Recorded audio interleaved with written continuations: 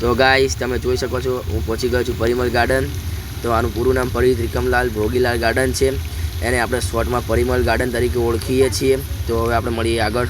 અમદાવાદના આંબાવાડી વિસ્તારમાં આવેલો છે। ઈસવીસન 1960માં શરૂ થયો હતો અને લગભગ 8.5 એકર સુધીનો ફેલાયેલો છે।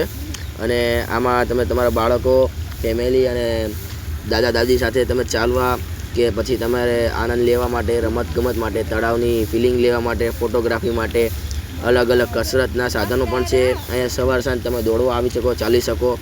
અને મેં આ ગાર્ડનની થોડી ક્લિપો લીધી છે, એ તમને આગળ દેખાડું અને મને કોમેન્ટમાં બતાવજો ગાર્ડન કેવું છે અને ક્લિપો કેવી લાગી તમને।